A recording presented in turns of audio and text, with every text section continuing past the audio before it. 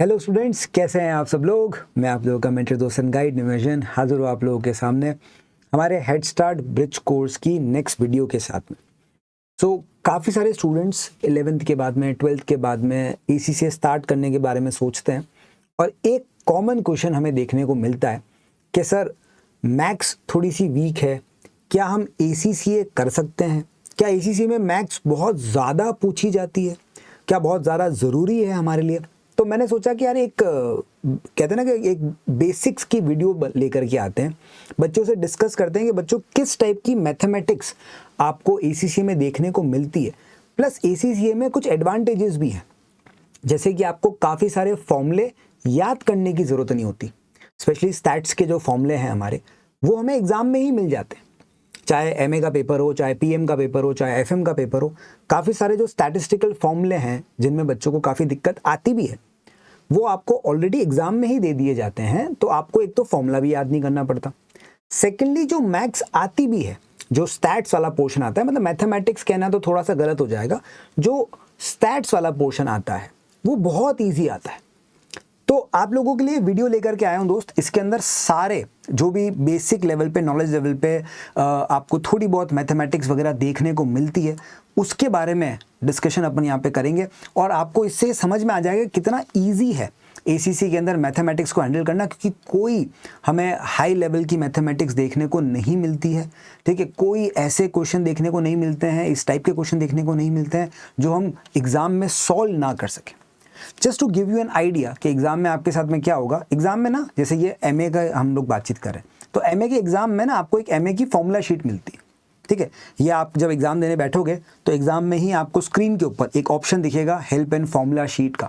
आप जो उस पर क्लिक करोगे तो आपके सामने फॉर्मूला टेबल ओपन हो जाएगी।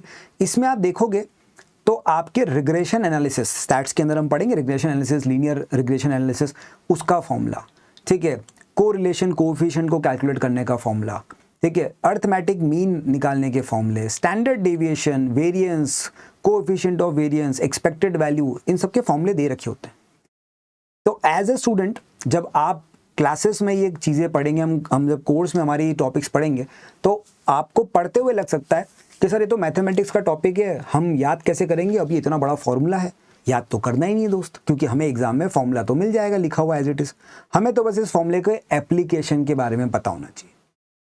ठीक है साहब, तो आज की इस वीडियो में मैं आप लोगों के साथ में ऐसे ही कौन कौन सी बेसिक मैथमेटिक्स हमारे मैनेजमेंट अकाउंटिंग के पेपर पे, नॉलेज लेवल पे आपको देखने को मिलती है और कितनी आसान है, कितनी टफ है, उसका फिर जो जजमेंट है वो फिर आप लोग ही पास करके मुझे बताना।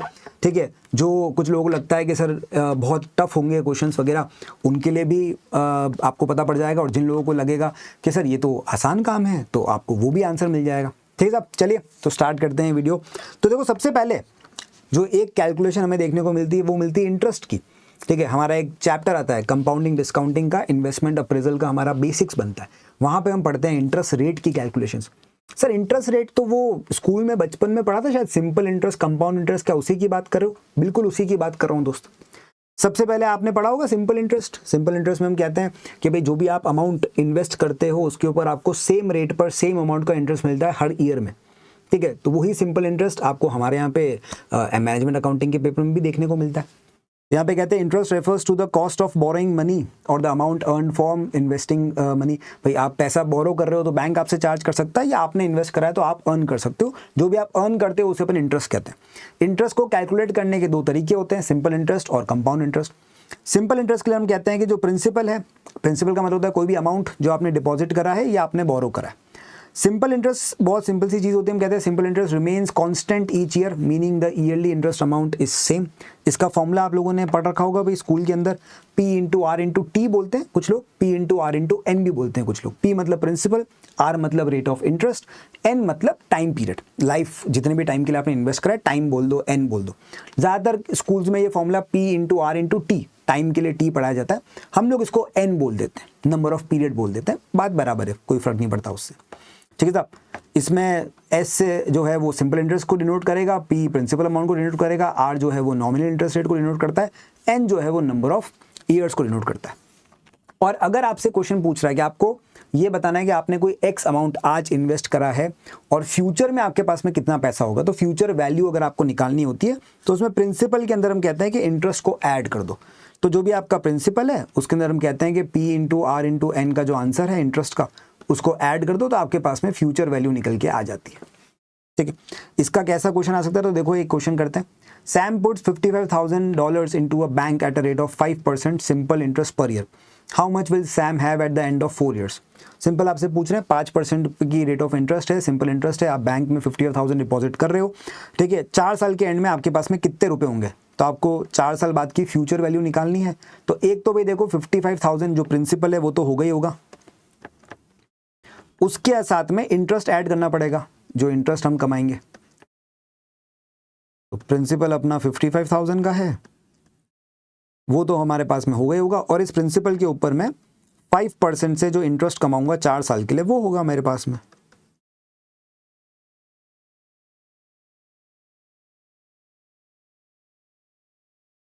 हाँ जी, तो कितना इंटरेस्ट हो जाएगा भाई? 55,000 के ऊपर 5% से पर ईयर आप 2750 का इंटरेस्ट कमाओगे। 4 साल का प्रोजेक्ट है तो मल्टीप्लाई बाय 4, 11,000 का ये आंसर हो गया। तो आपको 55,000 तो आपका प्रिंसिपल अमाउंट प्लस उस 55,000 के ऊपर आपने 11,000 का इंटरेस्ट कमाया होगा। कुल मिलाकर के जो पैसे आपको मिलेंगे वो होंगे 66,000। तो आफ्टर 4 years सैम के पास में 66,000 रुपीज होंगे। 55,000 का प्रिंसिपल प्लस उसके ऊपर अर्न करा हुआ 11,000 का इंटरेस्ट। सिंपल इनफ केस है। अब इसका ये सॉल्यूशन ये रहा आपके सामने। ठीक है, अब जैसे सिंपल इंटरेस्ट की बात आती है तो वैसे ही कंपाउंड इंटरेस्ट भी आता है साहब। कंपाउंड इंटरेस्ट के लिए हम कहते हैं कि हमारे पास में थोड़ा सा एक डिफरेंट फॉर्मूला होता है। कंपाउंड इंटरेस्ट का नेचर चेंज होता है। कंपाउंड इंटरेस्ट में हम कहते हैं कि जो इंटरेस्ट की कैलकुलेशन है वो प्रिंसिपल प्लस प्रिंसिपल पे अक्रू हुए इंटरेस्ट के साथ होती है। मतलब यहाँ पे इंटरेस्ट के ऊपर भी आपको इंटरेस्ट कमाने का मौका मिलता है। आप फर्स्ट ईयर के अंदर जो पैसा इन्वेस्ट कर रहे हो उस पे फर्स्ट ईयर पे आपको इंटरेस्ट मिलेगा। सेकंड ईयर में जो आपका इन्वेस्टेड अमाउंट है जो प्रिंसिपल है वो प्लस जो आपने फर्स्ट ईयर में इंटरेस्ट कमाया था उन दोनों के ऊपर आपको सेकंड ईयर में इंटरेस्ट कमाने का मौका मिलता है। तो यहाँ पे इंटरेस्ट पर भी इंटरेस्ट मिलता है अपने को। ठीक है, तो कंपाउंड इंटरेस्ट में हम कहते हैं कि interest is calculated on both the principal and accumulated interest from previous years. यहाँ पे इंटरेस्ट एक्यूमुलेट करता है। The interest earned each year is reinvested and added to the principal. यहाँ पर जो अकाउंट्स हैं जो कंपाउंड इंटरेस्ट के साथ में होते हैं वो ऑब्वियसली ज़्यादा ग्रो करते हैं as compare to simple interest, क्योंकि सिंपल इंटरेस्ट के केस में आपको सिर्फ प्रिंसिपल के ऊपर इंटरेस्ट मिलता रहता है। कंपाउंड इंटरेस्ट में आपको प्रिंसिपल के साथ साथ जो पिछले ईयर्स का इंटरेस्ट है उस पर भी इंटरेस्ट कमाने का मौका मिलता है। तो ऑब्वियसली बात है आपको यहाँ पे जो नेट कमाई होती है, जो नेट इंटरेस्ट की इनकम होती है वो ज़्यादा होती है। इसका अपने पास में फॉर्मूला होता है साहब, इसमें सीधा फ्यूचर वैल्यू निकल के आती है। फ्यूचर वैल्यू का फॉर्मूला आप लोग स्कूल में पढ़ते हो, P into 1 + R to the power n। आपने शायद T पढ़ा होगा n की जगह पर, बट नॉर्मल फॉर्मूला है, इसको अपन अप्लाई कर सकते हैं। P मतलब वही प्रिंसिपल, FV मतलब फ्यूचर वैल्यू, R मतलब आपकी जो रेट ऑफ इंटरेस्ट है, n मतलब आपके नंबर ऑफ पीरियड है। ठीक है साहब, जैसे Sam puts 55,000 pounds into a bank at a rate of 5% interest per year compounded yearly बोल रखा है, और at the end of 4 years आपके पास में कितने पैसे होंगे। सेम क्वेश्चन जो सिंपल इंटरेस्ट वाला था, बस इस बार चेंज क्या हुआ है? चेंज ये हुआ है कि अपन ने पैसे जो है वो इस बार कंपाउंड इंटरेस्ट पे इन्वेस्ट करें। तो ठीक है साहब, इस बार फ्यूचर वैल्यू कितनी होगी? तो अपन फॉर्मूला लगा लेते हैं, P into 1 + R to the power n। Principal वही 55,000, रेट ऑफ इंटरेस्ट भी वही है 1 + 5%। n का मतलब पावर आपकी इस बार 4 है। ईयर जो है वो 4 ईयर के होंगे। एनुअल कंपाउंडिंग हो रही है तो 4 साल में हर साल में एक एक बार आपको इंटरेस्ट मिलेगा। अब इसको कैसे सॉल्व करें सर? काफ़ी बच्चों के दिमाग में ये आता है कि सर ये कैसे सॉल्व होगा 1 + 5% टू द पावर 4। ये हमारे पास में ना एग्जाम में कैलकुलेटर होता है। अच्छा, ये जिन लोगों को नहीं पता है उनको भी बता दूं कि आपको एग्जाम में कैलकुलेटर ले जाना अलाउड है। एक नॉर्मल कैलकुलेटर भी ले जा सकते हो, चाहो तो साइंटिफिक वाला भी ले जा सकते हो, बट एक normal calculator works fine for us.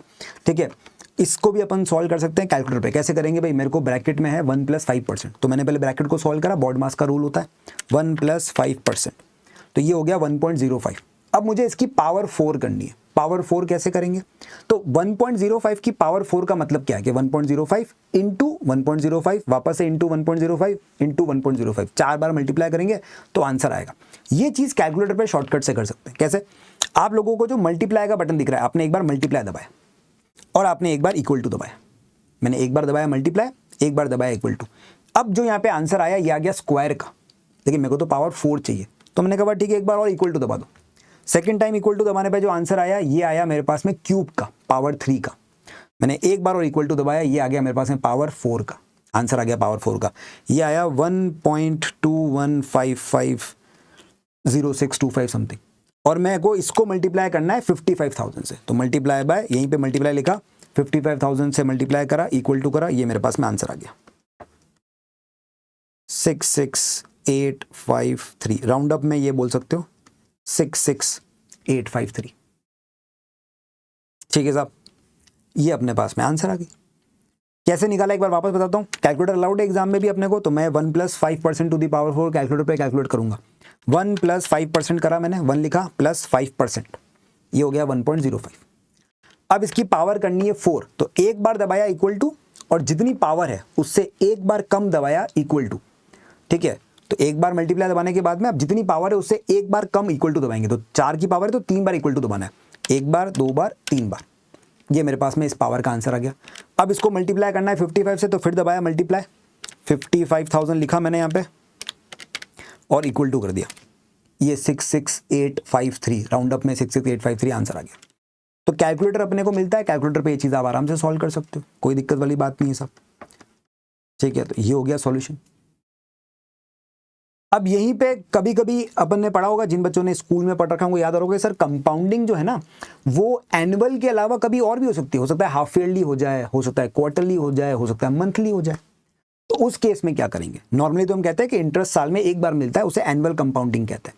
But compounding जो है, ये जो इंटरेस्ट कैलकुलेशन है, ये हाफ ईयरली बेसिस पे भी हो सकती है। तो अगर हाफ ईयरली बेसिस पे होगी तो साल में आपको 2 बार इंटरेस्ट मिलेगा, क्वार्टरली बेसिस पे होगी तो साल में 4 बार मिलेगा, अगर मंथली बेसिस पे होगी तो साल में आपको 12 बार मिलेगा। तो ये इस तरीके से भी काम चल सकता है।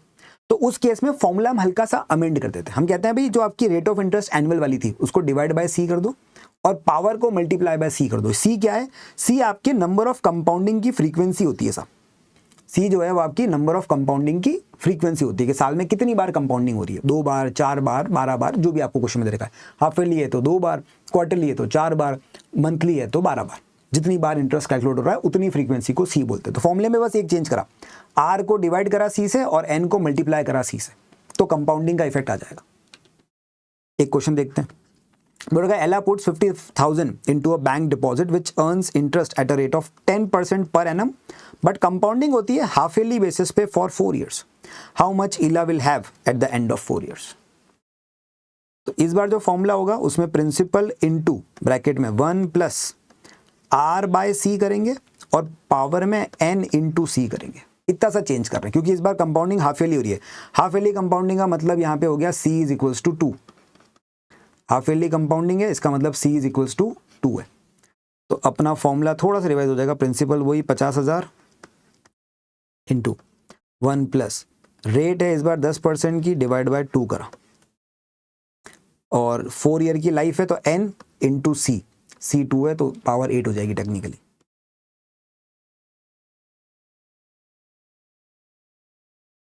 ये technically 50,000 into 1 + 5% to the power 8 है। इसको भी सॉल्व करना कैलकुलेटर पर अलाउड है अपने को, सिंपल सा 1 + 5% लिखा। इस बार पावर 8 आ रही है, पावर 8 आ रही है तो एक बार दबाया मैंने मल्टीप्लाई और 7 बार 7 टाइम्स दबाऊंगा इक्वल टू, जितनी पावर है उससे एक बार कम इक्वल टू दबाते हैं। तो एक बार मल्टीप्लाई और फिर 1 2 3 4 5 6 7 बार दबाया इक्वल टू, ये आ गया मेरे पास फैक्टर 1.47745 समथिंग। यहीं पे लिखा मैंने मल्टीप्लाई बाय 50,000 इक्वल टू, ये मेरा आंसर आ गया।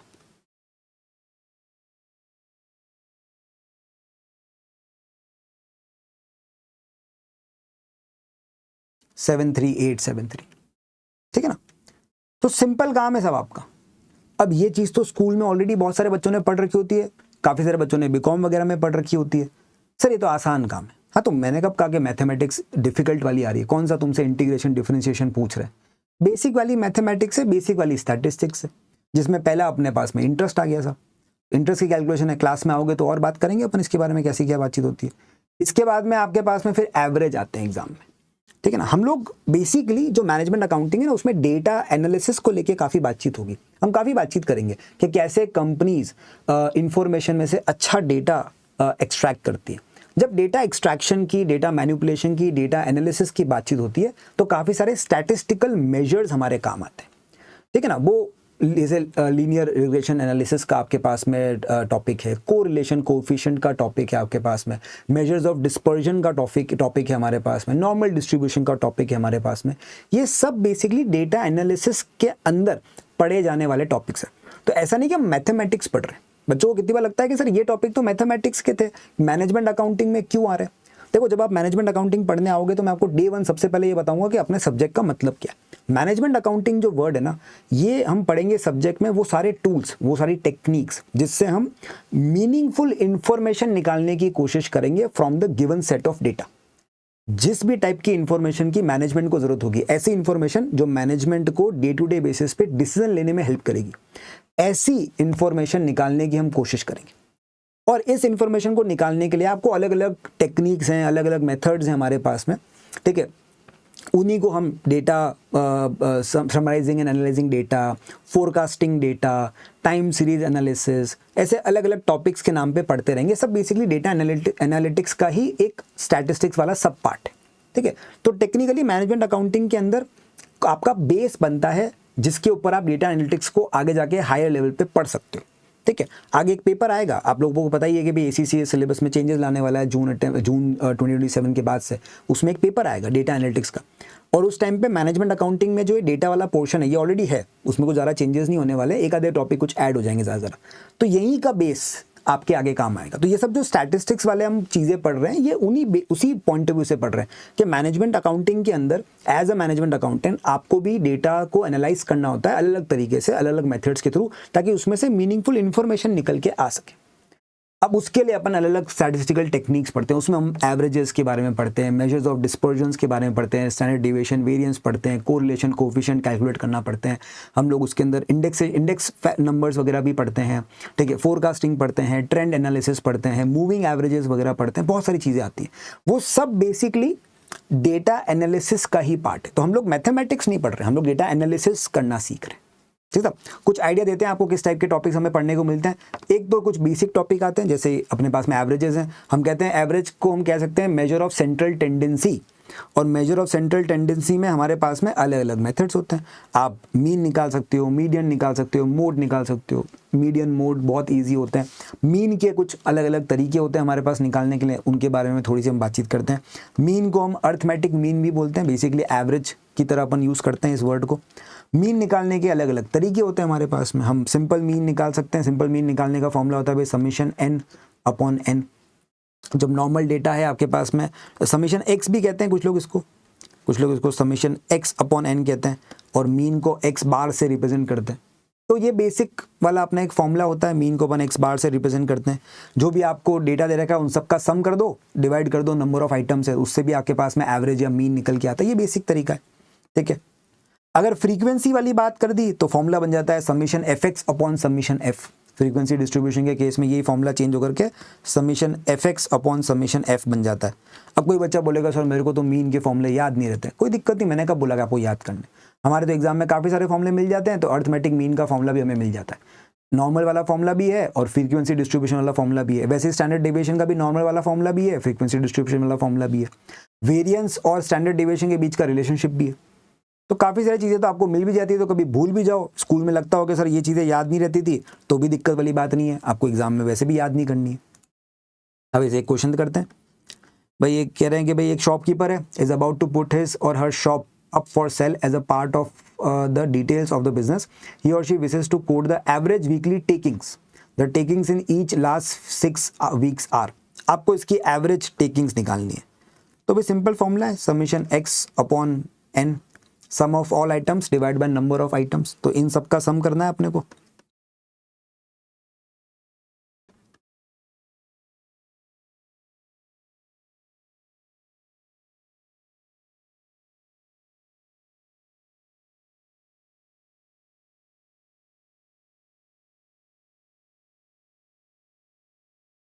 कैलकुलेटर अलाउड है साहब, तो कैलकुलेटर पे कैलकुलेट करेंगे अपन। तो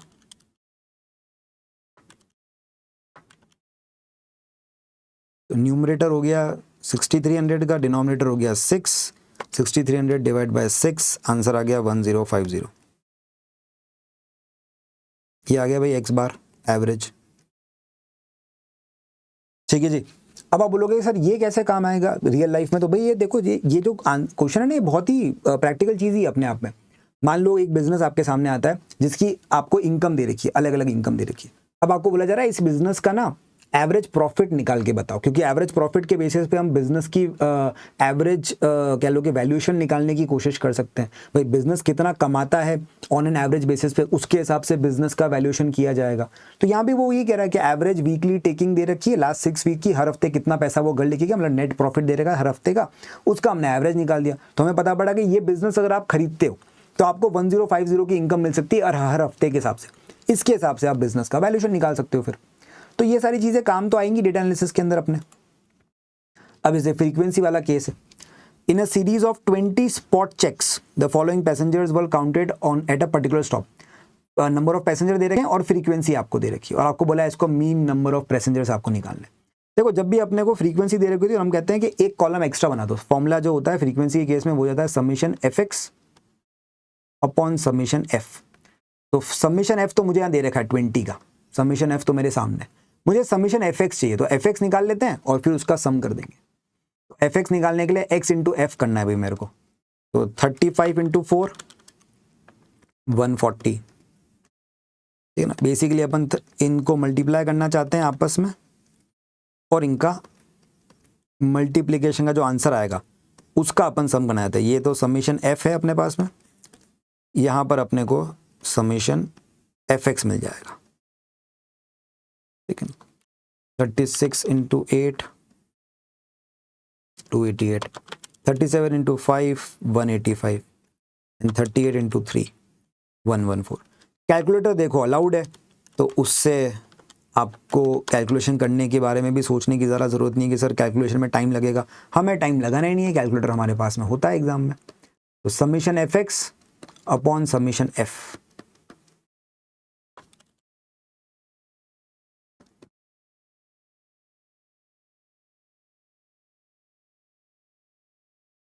ये आ गया सब हमारे पास में फ्रीक्वेंसी डिस्ट्रीब्यूशन का मीन।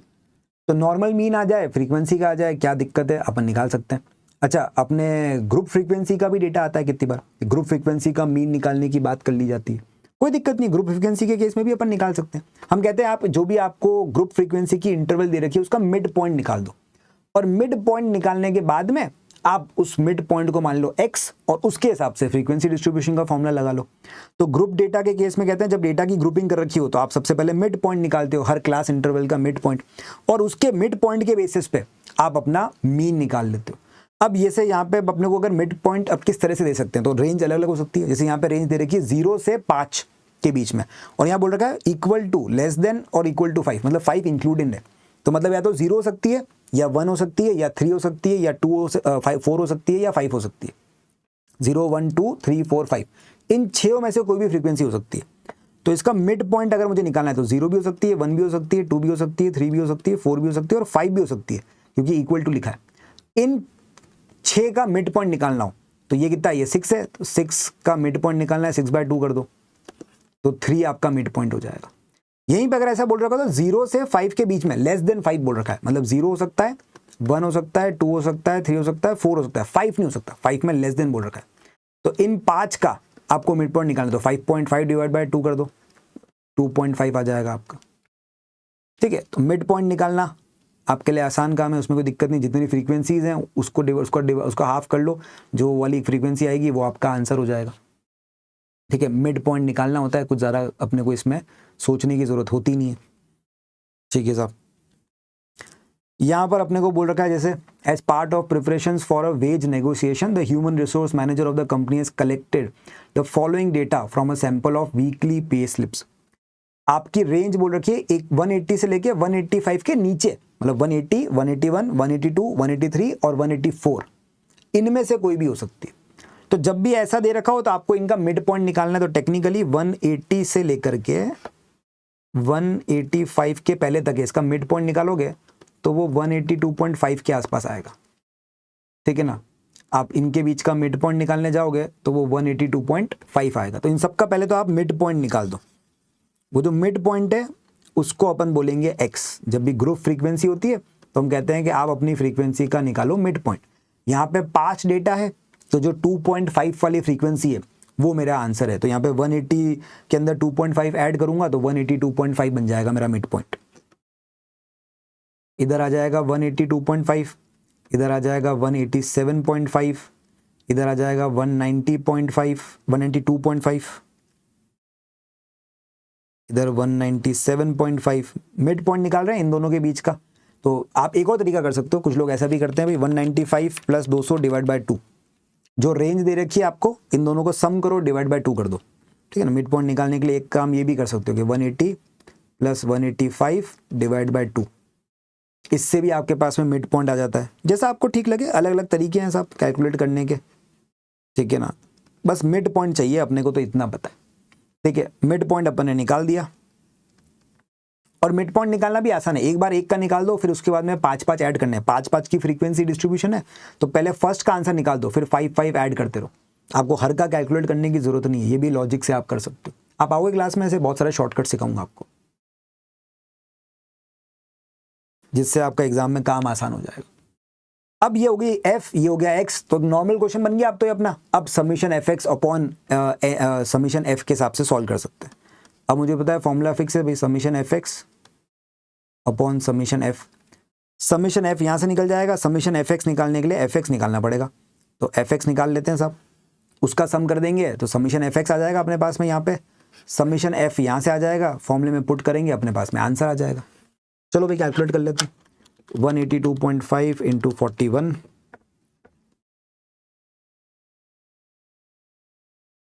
187.5 इंटू 57,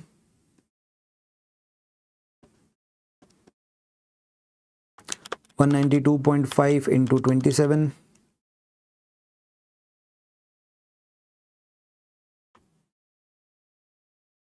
197.5 इंटू 23,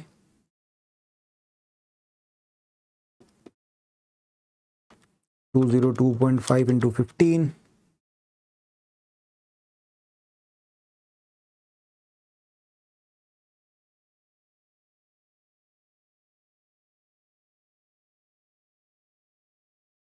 ठीक है। और इन सबको ऐड कर लो अब आप, ठीक है। इन सबको ऐड करने के लिए आप मेमोरी का फंक्शन भी यूज़ कर सकते हो, ठीक है। कैलकुलेटर में एक मेमोरी फंक्शन होता है, क्लास में आओगे तो बताऊंगा कैसे यूज़ करते हैं उसको अपन।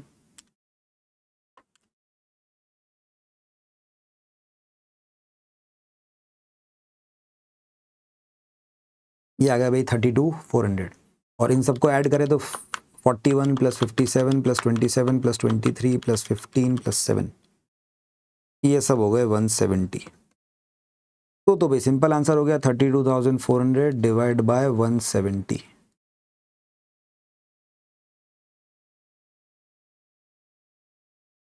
वन 190.59, मोटा मोटी 191 बोल सकते, ठीक है। ये आ गया भी अपने पास में एवरेज वीकली वेज का आंसर। तो कैसे भी तरीके का क्वेश्चन हो अपन मीन निकाल सकते हैं। आप लोगों ने स्कूल में भी बहुत बार कैलकुलेट करा होगा ये चीज़ें, ठीक है। जिन लोगों ने स्टैट्स वगैरह भी पढ़ी हैं, अगर इकोनॉमिक्स वगैरह में, उसमें भी आते रहती हैं ये चीज़ें थोड़ी बहुत, तो बहुत कॉमन चीज़ है। कोई ऐसा इसमें वो वाली बात नहीं कि ये तो बहुत ही हाई लेवल की मैथ्स हो गई, बहुत ही बेसिक मैथ्स है। ऊपर से फॉर्मूला भी अपने को याद नहीं रखना है, फॉर्मूला याद नहीं भी हुआ तो भी एग्जाम में अपने को फॉर्मूला मिल जाएगा, अपना काम हो जाएगा उसके अंदर, ठीक है। इसमें जैसे फ्रीक्वेंसी, अब देखो यहाँ पे फ्रीक्वेंसी जो है वो आपको बोल रही है 0 से ज़्यादा बट लेस देन और इक्वल टू 5 है, इसमें 5 इंक्लूसिव दे रखा है, ठीक है ना। तो यहाँ पर हम कह रहे हैं कि 0 से तो ज़्यादा होगा बट 5 और 5 से कम होना चाहिए, मतलब आंसर आपका 1, 2, 3, 4 या 5 के बीच में होना चाहिए। तो मिड पॉइंट निकालने के लिए इनका मिड पॉइंट निकालोगे तो 3 आएगा, 5 प्लस 1 डिवाइड बाई 2 कर लो, ठीक है। तो यहाँ पे मिड पॉइंट निकालेंगे हर फ्रीक्वेंसी का, यहाँ पे तो आ जाएगा 1, सॉरी यहाँ तो आ जाएगा 3। सेकंड वाले के केस में 6, 7, 8, 9 और 10। इस वाले का मिड पॉइंट निकालोगे तो 8 आएगा, 10 प्लस 6 डिवाइड बाई 2 8 हो जाता है, तो ये 8। और लास्ट वाले का निकालने जाओगे तो 11, 12, 13, 14 और 15। 10 से ज़्यादा बट 15 और 15 से कम, तो 10 से ज़्यादा मतलब 11 से चालू हो सकता है और 15 तक जा सकता है। इनके बीच का मिड पॉइंट निकालोगे 13 आएगा, चाहो तो 11 15 plus 11 divide by 2, highest frequency lowest frequency divide by 2 करके देख लो, ठीक है। तो ये भी आ गया 30, ठीक है। ये मिड पॉइंट एक्स हो गया। अब फ्रीक्वेंसी एफ तो आपके पास में है ही है, सिंपल है, अब तो एफ एक्स निकालना है और अपने को आंसर देना है भाई।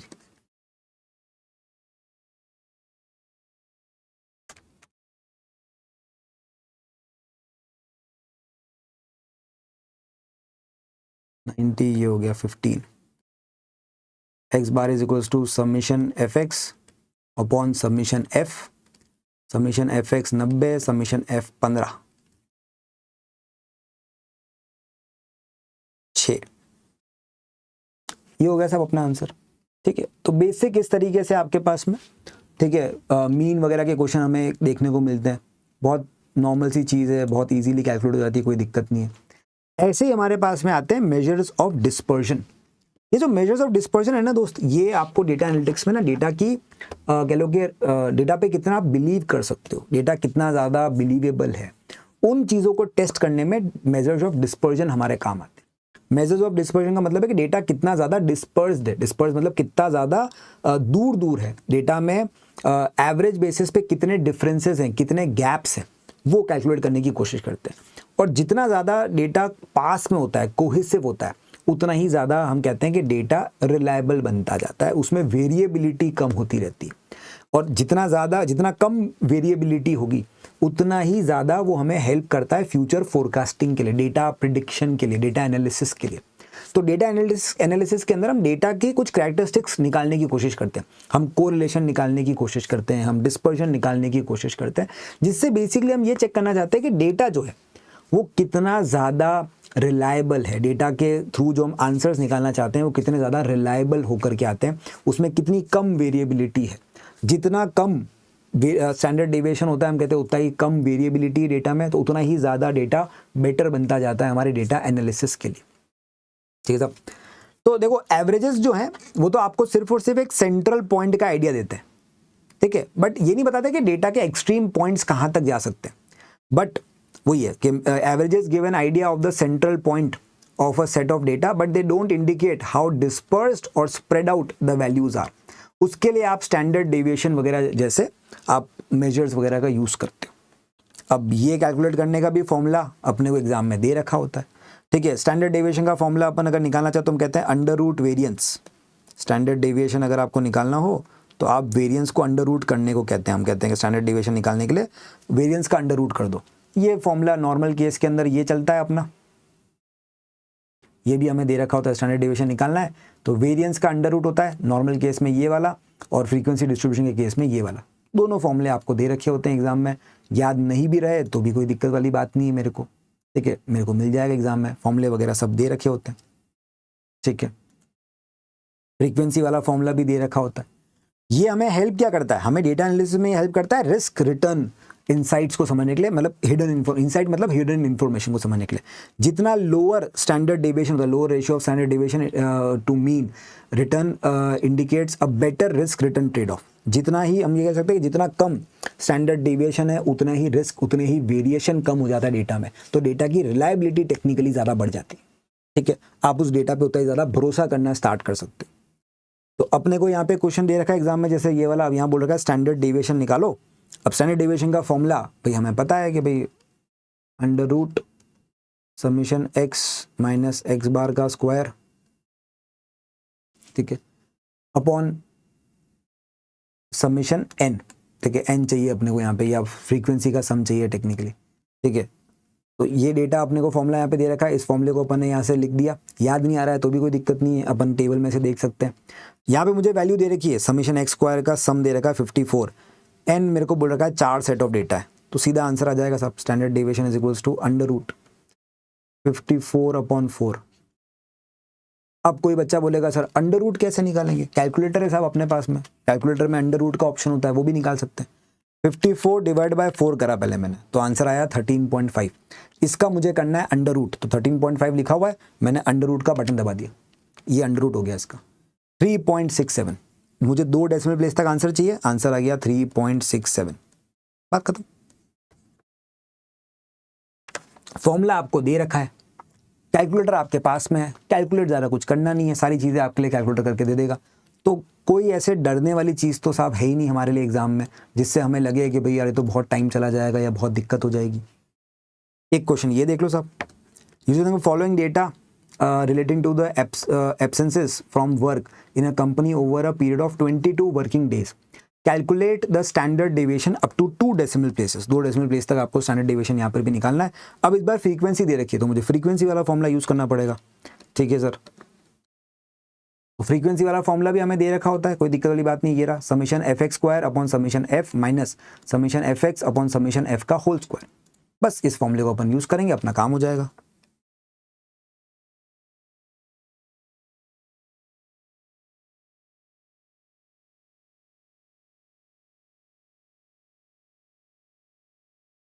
तो अब इसके लिए मुझे क्या चाहिए, मुझे एक तो चाहिए समीशन एफ, वो मिल जाएगा। एक चाहिए समीशन एफ एक्स, तो एफ इंटू एक्स निकालना पड़ेगा। एक चाहिए एफ इंटू एक्स स्क्वायर, तो एक्स स्क्वायर भी निकालना पड़ेगा। ठीक है साहब, तो एक्स और एफ तो मेरे पास है।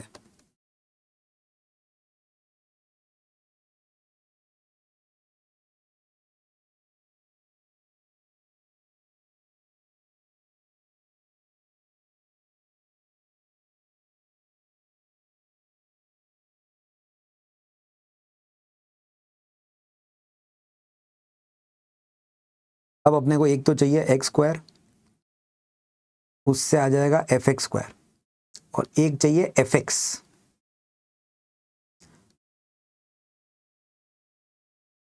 एक्स स्क्वायर निकाल दिया,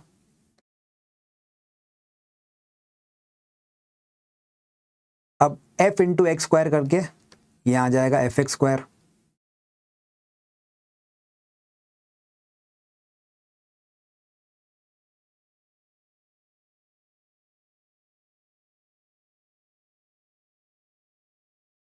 कैलकुलेटर है साहब तो टेंशन लेने की जरूरत ही नहीं है, कैलकुलेशंस के अंदर अपने को तुक्का लगाने की जरूरत नहीं है। कभी भी लगे कहीं पे दिक्कत है, कैलकुलेटर ओपन करो, आंसर निकालो, काम हो गया।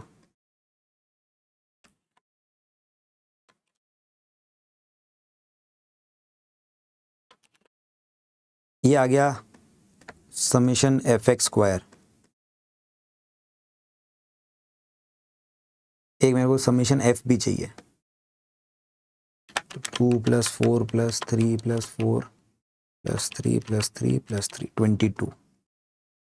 एक अब समीशन एफ एक्स चाहिए, इन दोनों का मल्टीप्लीकेशन करके यहां लिया।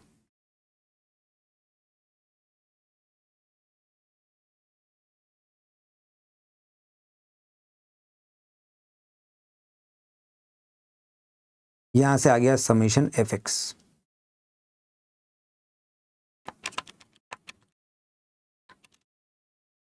ये हो गया भाई 111।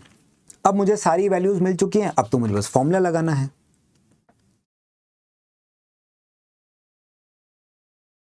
Under root summation F X square upon summation F minus summation F X upon summation F का होल स्क्वायर। वैल्यूज को पुट करो, 639 divide by 22 minus 111 divide by 22 का होल स्क्वायर, इस पूरे का अंडर रूट। एक एक करके सॉल्व कर लेते हैं साहब।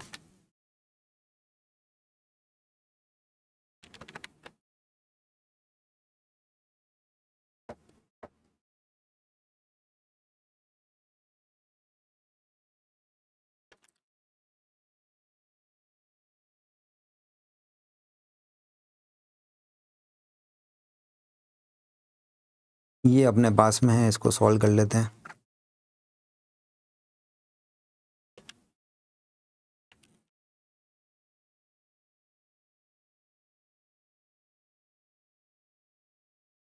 वन 1.89 ये आ गया आंसर।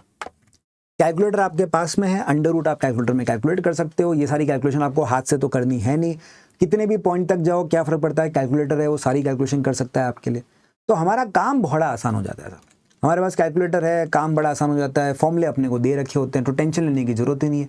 बच्चे फालतू में डरते हैं, और तरीका एक क्लास में आओगे तो अपन वैसे भी डिस्कस करेंगे डिटेल के अंदर, तो तरीका भी समझ में आ जाएगा। क्यों कैलकुलेट करते हैं वो भी समझ में आ जाएगा। जब सारी चीज़ें आपको एग्जाम में पकी पकाई मिल रही है तो फिर कहाँ से डरने की ज़रूरत है। ठीक है, तो जो मैथ्स को लेकर के बच्चे डरते हैं कि सर मैथमेटिक्स आती है, कैसे करेंगे, ये करेंगे वो करेंगे, कोई डरने की जरूरत नहीं है। फॉर्मूला तुम्हारे पास है, कैलकुलेटर तुम्हारे पास है, हाथ से कुछ कैलकुलेट करना नहीं है, फॉर्मूला याद रखने की जरूरत नहीं। हाँ जी, अब आते हैं साहब कोरिलेशन को लेकर के।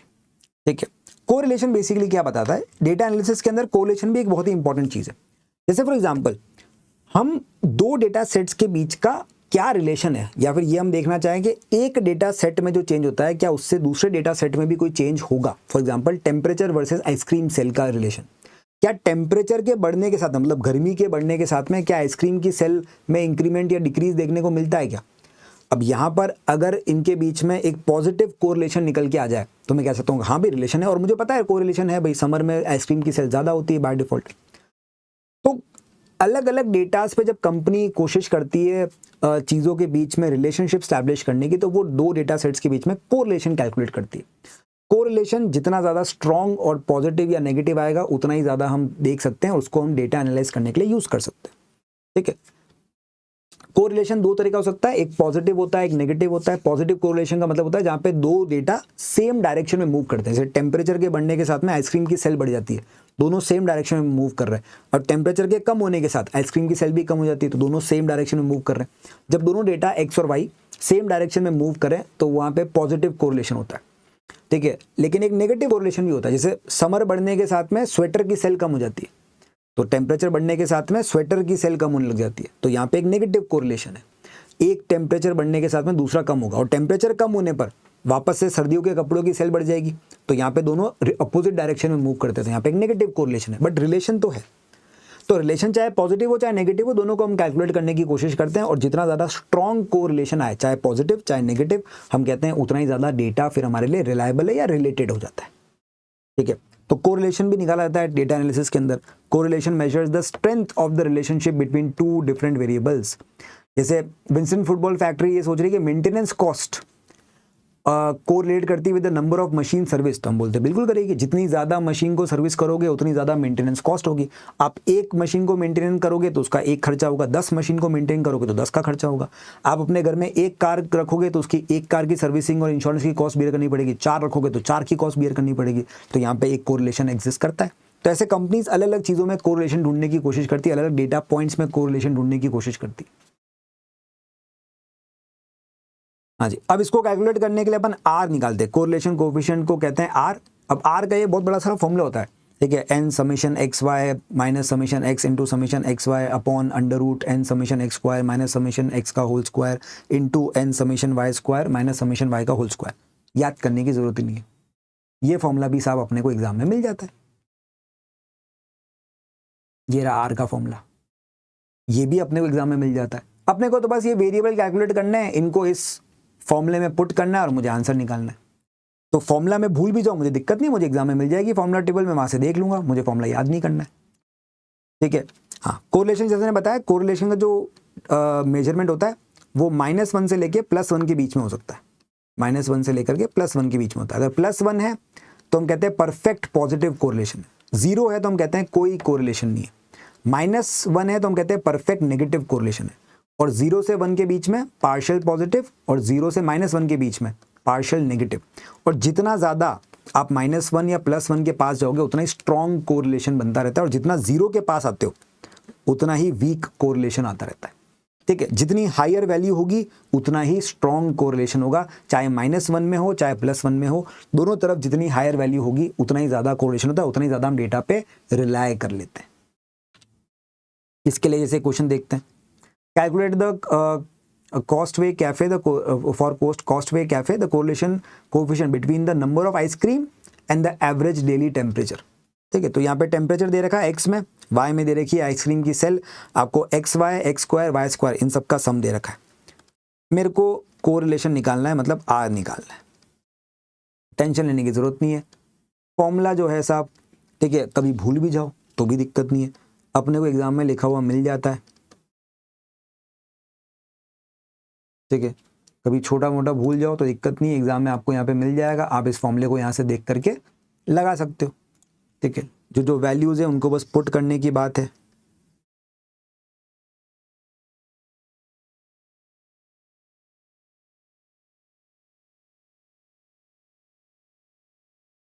कुछ बच्चे बोल रहे होंगे सर ये फॉर्मूले तो हमें याद है, हमने स्कूल में या कॉलेज में याद करे थे, तो और भी अच्छी बात है, आपको याद है ऑलरेडी, तो ठीक है। नहीं भी है तो टेंशन लेने की बात नहीं है, हमें एग्जाम में मिल जाता है formula.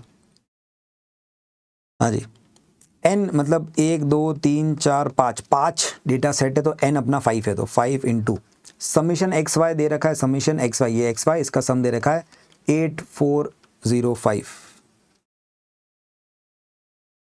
Minus n into summation x अपने को दे रखा है 100 एंड समीशन y दे रखा है 405। ठीक है ना, नहीं ये वाला n नहीं आएगा, हाँ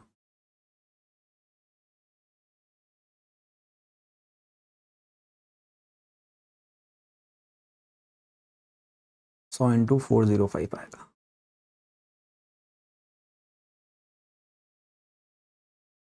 upon under root n summation x square, ये रहा 2098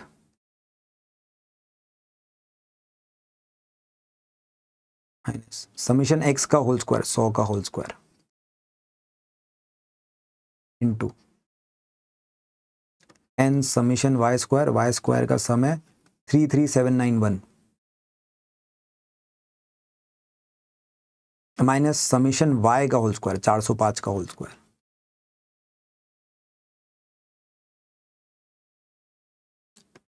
एक एक करके एक एक ब्रैकेट को सॉल्व करते जाओ।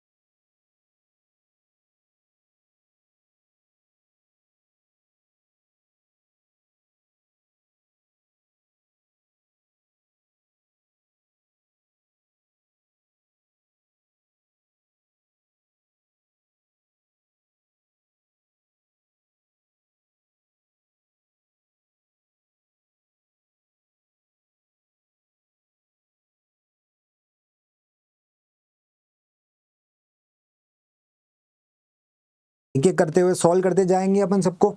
लास्ट में अपने को अंडर रूट निकालना है, तो मैंने कहा भाई 490 इंटू 4930, ये आया 2415700, 24,15,700। इसका अंडर रूट निकालना है, अंडर रूट निकाला, वो आया मेरे पास में 1554.25। अब इन दोनों को डिवाइड कर लेते हैं साहब, 1525 डिवाइड बाय 1554.25, ये आ गया 0.98, पॉजिटिव आंसर आ रहा है। तो मतलब मेरे पास में बहुत ही 0.98 +1 के बहुत पास का फिगर है, यहाँ पे बहुत ही स्ट्रॉन्ग पॉजिटिव कोरिलेशन है। तो इस तरीके से आर निकल जाता है। आपको फॉर्मूला दे रखा होता है, फॉर्मूले में बस आपको वैल्यूज पुट करनी होती है, आपके सामने आंसर आ जाता है। आपको फॉर्मूला याद करने की जरूरत नहीं, बस फॉर्मूले को इंप्लीमेंट करना आना चाहिए। ऑब्वियस सी बात है, फॉर्मूले में कौन सी वैल्यू कहाँ लिखनी है वो, और उसको फिर सॉल्व करना जरूर आना चाहिए। उसके लिए भी आपको हाथ से तो कैलकुलेट करना नहीं है, कैलकुलेटर है तो वैसे भी गलतियां और कम हो जाती है। ठीक है साहब, तो ये कोरिलेशन निकालने को आता है। ऐसे ही एक और चीज हमें एग्जाम में पूछी जाती है, हम कैलकुलेट करते हैं लीनियर रिग्रेशन एनालिसिस। इसको बहुत सारी मल्टीपल जगह पर यूज किया जाता है, बट जो सबसे कॉमन यूज हम पढ़ते हैं वो होता है कॉस्ट फोरकास्टिंग को लेकर के। आपके पास में डेटा है कि भाई एक्स नंबर ऑफ यूनिट्स को बनाने में इतना खर्चा होता है। अब ओवर द ईयर कंपनी के पास में अलग अलग प्रोडक्ट के प्रोडक्शन की एक्चुअल कॉस्ट के फिगर्स होते हैं। तो 100 यूनिट को बनाने में इतना खर्चा होगा, 104 में इतना होगा, 200 में इतना होगा, 4000 में इतना होगा, ऐसे करते करते अलग अलग लेवल का डेटा होता है। तो एक पॉइंट के बाद में आपके पास में इतना डेटा हो जाता है कि आप उसके बेसिस पे फ्यूचर में किसी भी यूनिट की कॉस्ट कैलकुलेट करने की कोशिश कर सकते हो। और अगर आप ये काम बहुत एक्यूरेट तरीके से करना चाहते हो तो उसके लिए आप लीनियर रिग्रेशन एनालिसिस को यूज करते हो, एक लीनियर इक्वेशन को बनाने की कोशिश करते हैं। वो लीनियर इक्वेशन हमारी होती है y equals to a plus bx। ये इक्वेशन को लाइन ऑफ बेस्ट फिट भी कहते हैं, इसी को हम कॉस्ट इक्वेशन भी कहते हैं।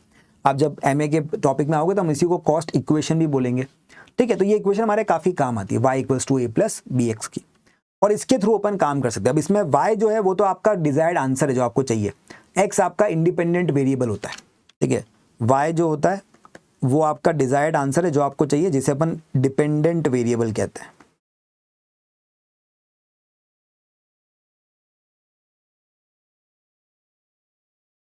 ए जो है उसे इंटरसेप्ट कहा जाता है टेक्निकल लैंग्वेज में। बेसिकली हमारे लिए कॉस्ट के अंदर ये होती है फिक्स कॉस्ट, कि आपके यूनिट्स को या प्रोडक्शन में कितना फिक्स खर्चा है। बी इसे स्लोप या ग्रेडियंट भी कहते हैं स्टैटिस्टिकल लैंग्वेज में, इसे स्लोप या ग्रेडियंट कहा जाता है, बट हम लोग इसे कहते हैं वेरिएबल कॉस्ट पर यूनिट, एक यूनिट को बनाने में कितना खर्चा होता है वेरिएबल बेसिस पे। और एक्स आपका इंडिपेंडेंट वेरिएबल है, जनरली यूनिट्स के हिसाब से देखते हैं।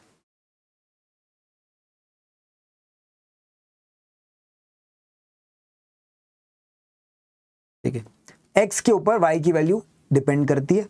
अब इनको कैलकुलेट करने के लिए ए और बी अगर मुझे मिल जाए तो फिर अलग अलग वैल्यू ऑफ एक्स के लिए मैं वाई का आंसर निकाल सकता हूँ। अब ए और बी कैसे निकालें, तो उसके लिए हमारे पास फॉर्मूले होते हैं ए को निकालने का और बी को निकालने का।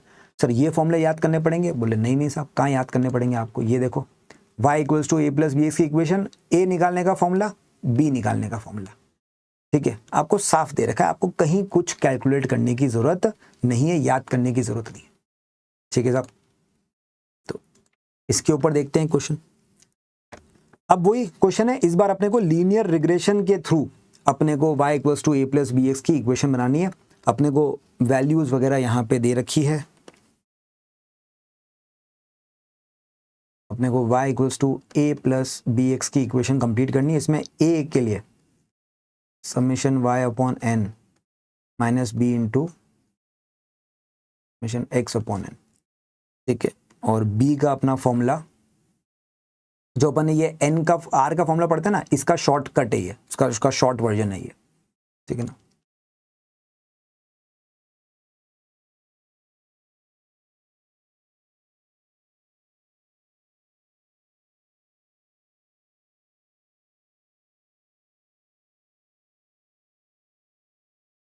अब इसके अंदर पहले a निकालने के लिए b की वैल्यू जरूरत है, तो पहले b कैलकुलेट कर लेते हैं, फिर a आ जाएगा अपने आप अपने पास। b के लिए मुझे चाहिए n अपना वो 1 2 3 4 5 5 सेट ऑफ डेटा है। समीशन एक्स वाई अपने को दे रखा है 8405 minus summation x into summation y। Summation x है 100 और ये 405 का। डिनोमिनेटर में n into summation x square है 2098 माइनस समीशन x का होल स्क्वायर 100 का होल स्क्वायर। इसको अपने को सॉल्व करना है।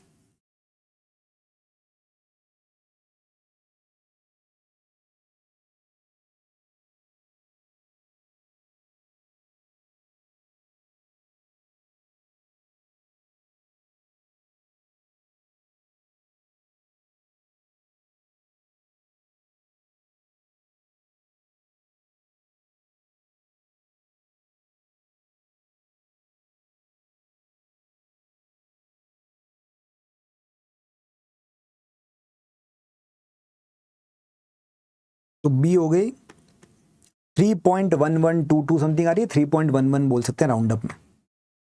अब a निकाल लेते हैं। समीशन y अपना है 405, n है 5 का, minus b into summation x अपना है 100 का।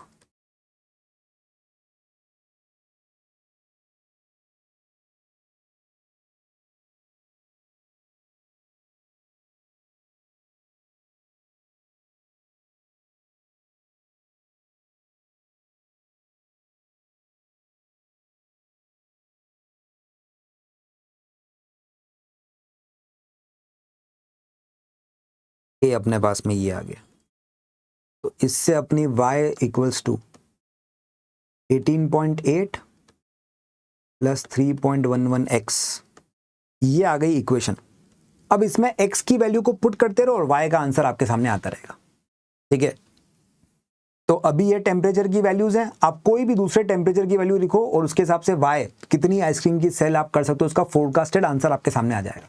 तो अभी जैसे अपने पास में 14, 27, 20, 22, 17 का आंसर तो है, बट मान लो कोई पूछ रहा है कि मान लो 30 डिग्री हो जाए तो कितनी सेल एक्सपेक्ट कर सकते हैं, तो मैंने कहा एक्स की जगह 30 रख दो बस। तो 3.11 इंटू 30 प्लस 18.8, आप 112.1 मतलब 112 यूनिट्स आइसक्रीम सेल की उम्मीद कर सकते हो। तो इस तरीके से लीनियर रिग्रेशन को यूज़ करके कंपनीज अपनी फ्यूचर की सेल को, फ्यूचर की कॉस्ट को, फ्यूचर के खर्चों को कैलकुलेट, यूनिट सोल्ड को, इन सबको फोरकास्ट करने के लिए हेल्प करती है। सब डेटा एनालिसिस है। तो बेसिकली मैनेजमेंट अकाउंटिंग में जो हम मैथमेटिक्स पढ़ रहे हैं वो डेटा एनालिसिस में हेल्प करने वाली चीज़ है। तो बेसिकली आपका डेटा एनालिसिस का ही बेस बन रहा है यहाँ पे दोस्तों। ठीक है साहब। अब एक लास्ट और बात करते हैं। ठीक है, हमें इंडेक्स नंबर्स भी देखने को मिलते हैं हमारे मैनेजमेंट अकाउंटिंग के सिलेबस में। इंडेक्स नंबर्स भी आते हैं। इंडेक्स नंबर्स क्या काम आते हैं सर? इंडेक्स नंबर्स आपने पढ़े होंगे, अगर इकोनॉमिक्स आपको थोड़ी बहुत याद आ रही होगी, या जो बच्चे पढ़ रहे हैं अभी, आप लोग पढ़ते हो consumer price index, retail price index, wholesale price index, जिसके थ्रू इन्फ्लेशन कैलकुलेट होता है। तो इंडेक्स नंबर्स जो हैं वो बेसिकली किसी भी डेटा में चेंज को रिकॉर्ड करने का काम करते हैं over a period of time. अगर चेंज आपको रिकॉर्ड करना है over a period of time तो आप इंडेक्स नंबर्स को यूज कर सकते हैं। तो इंडेक्स नंबर क्या करते हैं? Measure to compare values over time. The purpose of index number is to compare values of things over time, for example prices and quantities of product. They are also use to adjust historical data and make forecasts. जैसे for example आपको कह रहा है कोई बंदा कि यार पहले, जैसे कि मम्मी पापा बात करते हैं ना, अपने घर में बड़े लोग भी, दादा दादी बात करते हैं कि हमारे टाइम पे ये चीज़ तो इतने रुपए की हुआ करती थी। ठीक है, अभी रिसेंटली हमारे घर पे हमारे एक रिलेटिव हैं, उन्होंने भी एक नई कार ली। ठीक है, तो ऐसे ही कुछ बातचीत चली कि उन्होंने जब उनकी फर्स्ट कार ली थी, ठीक है, समवेयर अराउंड 1996 के आसपास, तो उनके पास में वो डॉक्यूमेंट्स हैं आज भी, ऐसे ही रखे होते हैं लोगों की आदत होती है पुराने डॉक्यूमेंट वगैरह रखने की। तो उनके पास में डॉक्यूमेंट्स पड़े हुए हैं अभी। तो उन्होंने वो डॉक्यूमेंट ऐसे ही एक फाइल बना रखी है कि भाई कार वगैरह कुछ भी परचेज करते हैं तो उसके डॉक्यूमेंट, कार बाइक वगैरह के पड़े हैं उसमें। तो वो अभी नई वाली कार के डॉक्यूमेंट वगैरह रख रहे होंगे, तो उनको पुराने वाले वो डॉक्यूमेंट मिले और उन्होंने देखा जो पहली कार उन्होंने उस टाइम पे खरीदी थी वो उस टाइम पे 1994-95 के आसपास की कुछ बात होगी, तब उनको पड़ी थी समवेयर अराउंड कुछ 80-90 हज़ार रुपये की। अब आज के लिए इमेजिन करना कि 80-90 हज़ार रुपये में कार मिल जाए, नई कार, सेकेंड हैंड कार नहीं, नई कार, थोड़ा अजीब सा लगता है। बट अगर आप जेन्युइनली देखो तो एक पॉइंट ऑफ टाइम था जब कार्स, नई कार भी आपको मार्केट में 40,000, 80,000, 60,000 में मिल जाया करती थी। तो क्या हुआ? अभी इन्फ्लेशन हुआ। लेकिन क्या ये कहना सही रहेगा कि यार उस टाइम पे तो कार 90,000 में मिल गई थी, तो देखो आज कार कितनी महंगी होगी? हम बोलेंगे यार ये डायरेक्टली रिलेटेड नहीं है। आप ये भी तो देखो कि उस टाइम के 90,000 की आज इन्फ्लेटेड कॉस्ट कितनी है। पता पड़ा उस टाइम के 90,000 आज के 10 लाख के बराबर हो। तो अब ये चीज आप कैसे कंपेयर करोगे, ये चेंज आप कैसे रिकॉर्ड करोगे? तो इसके लिए हम फिर इंडेक्स नंबर्स का यूज कर लेते हैं। ठीक है, अब जैसे आप अगर नेट पे जाओगे इंडेक्स नंबर्स वगैरह सर्च करने, तो आपको अलग अलग ईयर के इंडेक्स नंबर्स मिलेंगे। तो आप 1995 का इंडेक्स नंबर निकाल सकते हो और आज का इंडेक्स नंबर निकाल सकते हो, और 90,000 या 96,000 की जो भी कॉस्ट है कार की, उसको डिवाइड कर सकते हो उस ईयर के इंडेक्स नंबर से और मल्टीप्लाई कर सकते हो आज के ईयर के इंडेक्स नंबर से।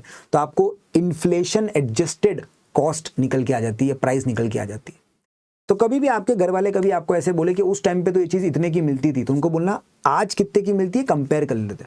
और काफ़ी बार ना ये अभी रिसेंटली काफ़ी वीडियोस ऐसी मेरे को दिखने लगी है इंटरनेट पे कि लोग ना कितनी बार कहते हैं कि पुराने ज़माने में तो ये चीज़ इतने रुपए की मिलती थी, आज देखो कितनी महंगी हो चुकी है।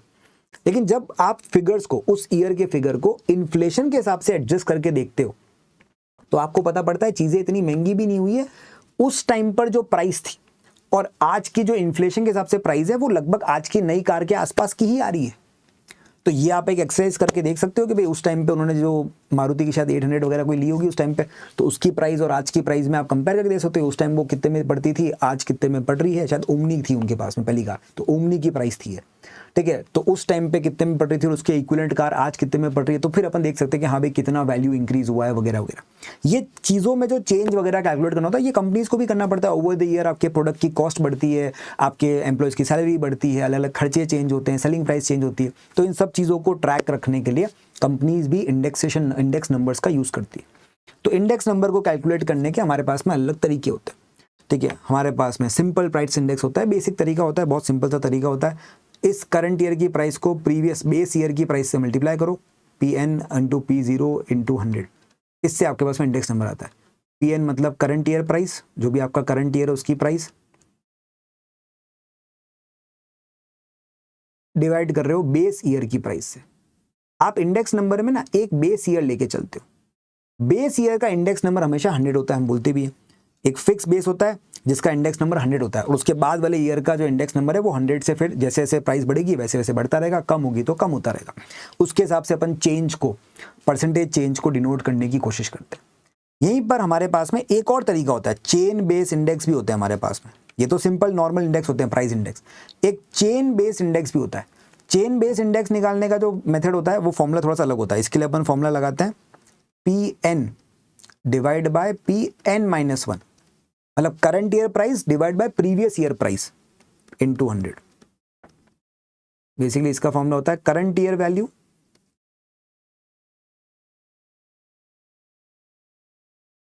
Divide by previous year value, base year नहीं, प्रीवियस ईयर की वैल्यू इनटू 100। फर्क क्या है सर?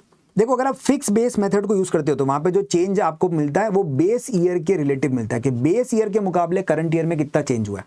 लेकिन अगर आपको ये देखना है कि प्रीवियस ईयर के मुकाबले करंट ईयर में कितना चेंज हुआ है, तो वहां पे आपको चेन बेस इंडेक्स यूज करने पड़ते हैं।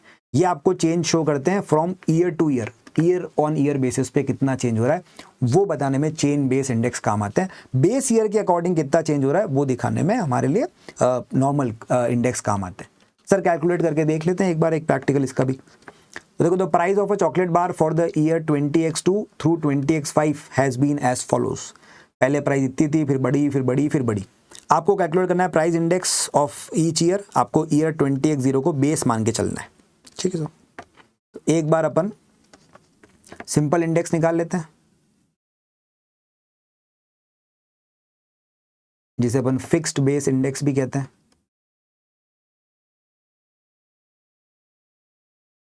और एक बार चेन बेस इंडेक्स निकाल देते हैं।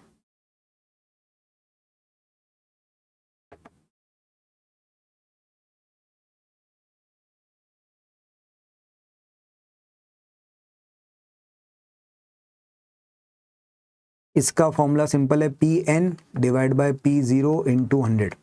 P0 मतलब बेस ईयर। बेस ईयर हमारा कौन सा है? 20x2 है बेस ईयर। और इसका फॉर्मूला होता है Pn current year divide by Pn-1, मतलब आज से एक साल पहले वाला previous year into 100। 20x2, 20x3, 20x4 and 20x5।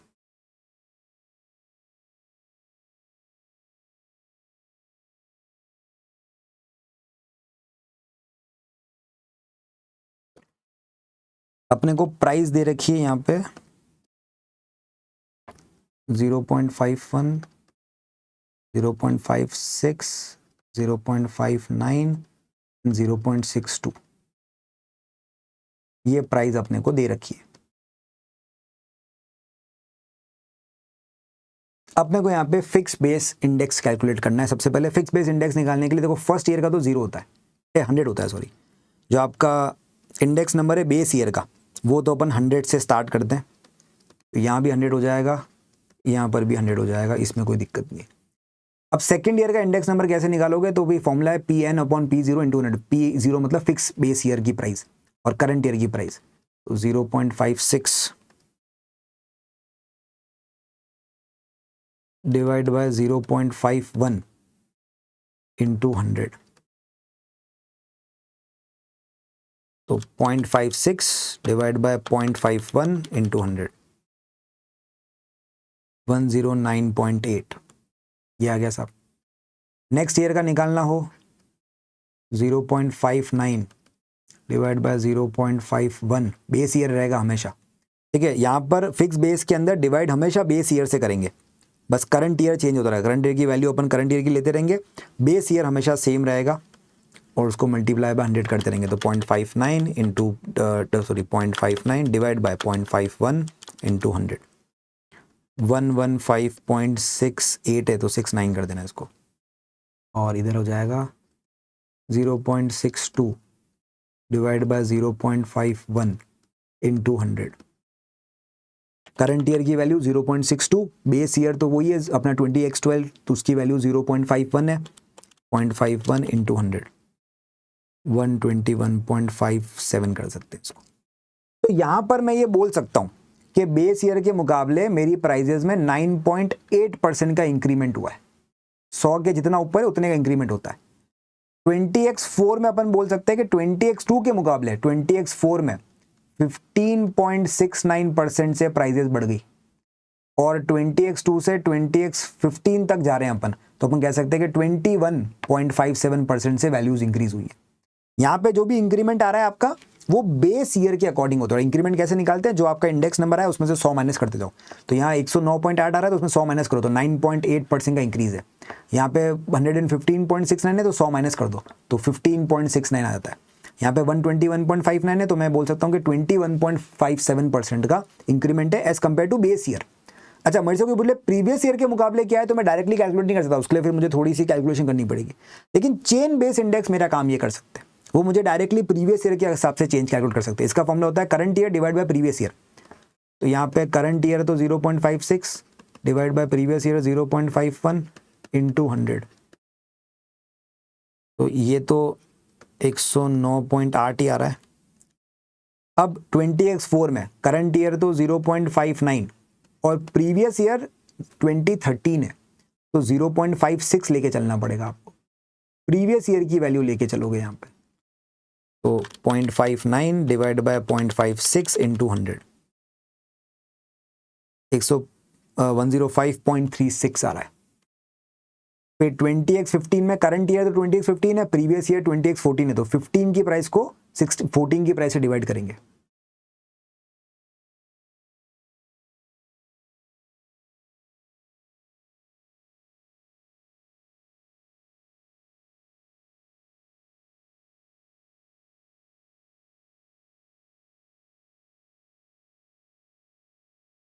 तो यहां पर अपने को प्रीवियस ईयर के अकॉर्डिंग चेंज मिल रहा है कि प्रीवियस ईयर के मुकाबले 20x2 से, मतलब 20x को कुछ भी मान लो, 1 मान लो, 2 मान लो, 1 मानोगे तो 12 हो जाएगा, 2 मानोगे तो 22 हो जाएगा, कोई फर्क नहीं पड़ता उससे। तो प्रीवियस ईयर 20x2 के मुकाबले 20x3 में तो 9.8% का इंक्रीज है, लेकिन 20x3 से 20x4 के बीच में सिर्फ 5.36% का ही इंक्रीज है, और 20x4 से 20x5 के बीच में वापस 5.08% का इंक्रीज है। यहाँ जो इंक्रीज मिल रहा है वो प्रीवियस ईयर के हिसाब से मिल रहा है। तो कोई मुझे बोले कि 20x5 में कितना प्राइस बढ़ा है, तो मैं कह सकता हूँ 5.08% प्राइस बढ़ा है। और आप चेक भी कर लो, 0.59 में 5.08 ऐड कर लो। मैंने लिखा 0.59 प्लस 5.08%, 0.619 आ रहा है, राउंड अप में 0.62 हो जाएगा। ठीक है, तो चेन बेस इंडेक्स जो है वो प्रीवियस ईयर के अकॉर्डिंग चेंज बताने की कोशिश करते हैं, और जो फिक्स्ड बेस्ड इंडेक्स हैं वो बेस ईयर के हिसाब से चेंज बताने की कोशिश करते हैं। अब इसको देख करके कंपनी एक्चुअली में इन्फ्लेशन रेट्स वगैरह, फोरकास्टिंग वगैरह, प्रीवियस ईयर के फिगर्स को करंट ईयर के हिसाब से इक्विवेलेंट बनाने का तरीका, ये सब चीज़ें करके अपने डेटा एनालिसिस में हेल्प करती है। ठीक है साहब, तो ये कुछ अपन इसके साथ में इस वीडियो के एंड पर आते हैं, और मैंने यहाँ पे कोशिश करी कि आपको कुछ एक आइडिया दूं। काफ़ी सारे बच्चों को एक डर लगता है कि मैनेजमेंट अकाउंटिंग में बहुत सारी मैथमेटिक्स है, हमें तो 11-12 में मैथ्स थी नहीं हमारे सर, हम कैसे करेंगे ACCA। तो बच्चों ऐसा कुछ भी नहीं है, बहुत सिंपल लेवल की मैथमेटिक्स आती है। कोई आपसे यहाँ पे ऐसी चीज़ें नहीं पूछी जा रही जो आपके रियल लाइफ में काम नहीं आएंगी। ये वो सारा बेसिकली ये मैथमेटिक्स की बजाय ये तो स्टैटिस्टिक्स वाला पोर्शन है जो आपके रियल लाइफ में डेटा एनालिटिक्स के अंदर, डेटा एनालिटिक्स के अंदर, डेटा एनालिसिस के अंदर बहुत ज़्यादा काम आता है। और आप लोगों को तो पता ही है भी, आज की तारीख में आप लोग सुनते ही यही हो कि डेटा एनालिसिस और डेटा एनालिटिक्स की जो फील्ड है, डेटा साइंस की जो फील्ड है, वो कितनी ज़्यादा ज़रूरी है आज की मॉडर्न जो कह लो कि जॉब प्रोफाइल है उसके हिसाब से, जॉब एनवायरनमेंट के हिसाब से। और हमारे तो पेपर में ही एक आगे जाके पी लेवल पे एक डेटा साइंस का एक नया पेपर ऐड हो रहा है, तो उसमें यही सारे स्टैटिस्टिक्स और ज़्यादा लेवल पे आएंगे। तो ये जो बेसिक मैथमेटिक्स हैं ये आपको पता होनी चाहिए। आप क्लास में आएंगे, हम लोग बातचीत करेंगे इसके बारे में, और भी चीज़ों के बारे में डिटेल में बातचीत करेंगे, कैसे क्या चीज़ होती है, बहुत सारे मल्टीपल क्वेश्चंस करेंगे। प्लस मैंने आपको बता ही दिया कि डरने की वैसे भी ज़रूरत नहीं है, क्योंकि आपको एग्जाम में फॉर्मूला शीट मिल जाती है, ज़्यादातर बड़े बड़े फॉर्मूले वहाँ पर लिखे हुए होते हैं। ठीक है साहब, चलिए। तो आई होप कि आपके दिमाग में जो भी डाउट्स होंगे रिगार्डिंग के भाई सर मैथ्स जो आती है वो कैसी आती है, ठीक है, क्या बहुत टफ होती है, किस टाइप की होती है, कैसे मैनेज करेंगे, वो डाउट्स के सॉल्यूशन मैंने देने की इस वीडियो में कोशिश करी होगी। अगर आपके कोई फ्रेंड्स वगैरह हैं जिनको भी ऐसे ही सिमिलर डाउट्स है तो उनके साथ में वीडियो वगैरह ज़रूर शेयर करना। मिलते हैं आपसे बच्चों नेक्स्ट ऐसे ही किसी और अच्छी इन्फॉर्मेटिव वीडियो में, तब तक के लिए थैंक यू सो मच।